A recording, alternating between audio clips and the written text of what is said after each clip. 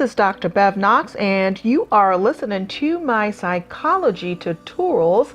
Learn psychology while you sleep.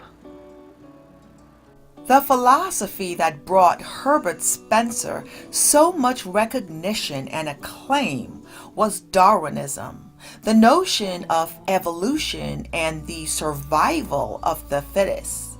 Spencer extended it far beyond Darwin's own work. Interest in Darwin's theory of evolution was intense in the United States, and Darwin's ideas had been eagerly accepted. Evolutionary theory was embraced not only in universities and scholarly societies, but also in popular magazines and even some religious publications. It is interesting to note that support for the theory of evolution was much stronger in America in the 19th century than it is today. Surveys show consistently that as many as 1/3 of Americans do not support the idea of evolution, a level of rejection that is much higher than in any other developed nation. But in the days of Herbert Spencer, the notion of evolution was well accepted by the time Spencer came to New York.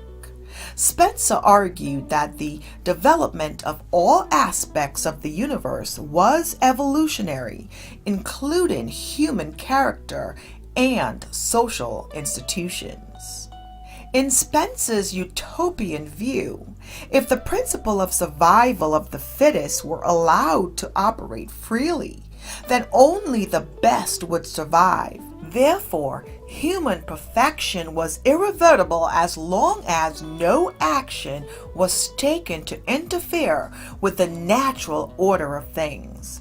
Individualism and a laissez-faire economic system were vital, whereas governmental attempts to regulate business and industry and welfare, even subsidies for education, housing, and the poor, were opposed. People and organizations were left alone to develop themselves and society in their own ways, just as other living species were left to develop and adapt to their natural environments. Any assistance from the state would interfere with the natural evolutionary process. People, programs, businesses, or institutions that could not adapt were unfit for survival and should be allowed to perish or become extinct for the better of society as a whole. If government continued to support poorly functioning enterprises, then these enterprises would endure, ultimately weakening society and violating the basic law of nature that only the strongest and most fit shall survive.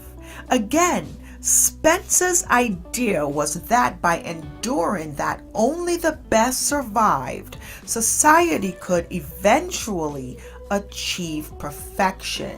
This message was compatible with America's individualistic spirit, and the phrases survival of the fittest and the struggle for existence quickly became part of the national consciousness. Spencer formulated a system he called synthetic philosophy, which is the idea that knowledge and experience can be explained in terms of evolutionary principles.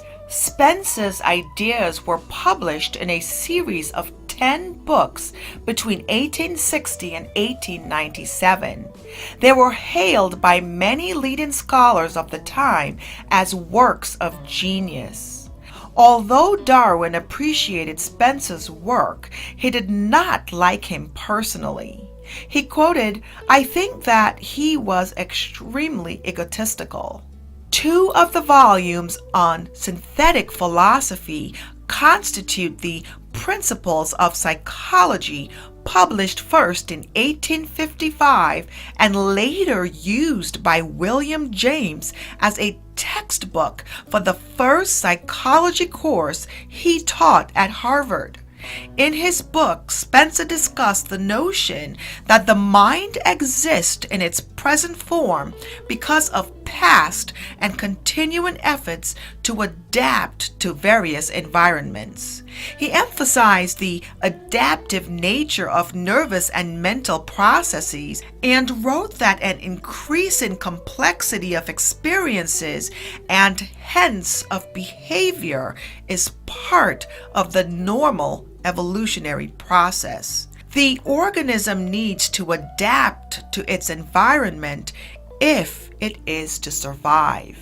Much is a paradoxal about William James and his role in American psychology. His work was the major American pursuer of functional psychology, and he was a pioneer of the new scientific psychology as it developed in the United States. James did not found functional psychology, but he presented his ideas clearly and effectively within the functionalist atmosphere that was pervading American psychology. In doing so, he influenced the functionalist movement by inspiring subsequent generations of psychologists. Striking at the heart of Wundt's approach to psychology, James declared that simple sensations do not exist in conscious experience, but exist only as a result of some process of interference or abstraction. James called for a new program for psychology. Mental life, he said, is a unity, a total experience that constantly changes. The mind also is continuous. There are no sharp disruptions in the flow of consciousness. We may notice gaps in time, such as when we are asleep, but are awakened, we have no difficulty making connection with our ongoing stream of consciousness. In addition, the mind is selective because we can pay attention to only a small part of our experiences at a time. The mind chooses from among the many stimuli to which it is exposed. Pursuing this idea, James distinguished between conscious choice and habit. He believed habits to be involuntary and non-conscious. When we encounter a new problem and need to choose a new way of coping, consciousness comes into play. This emphasis on purposefulness reflects the impact of evolutionary theory.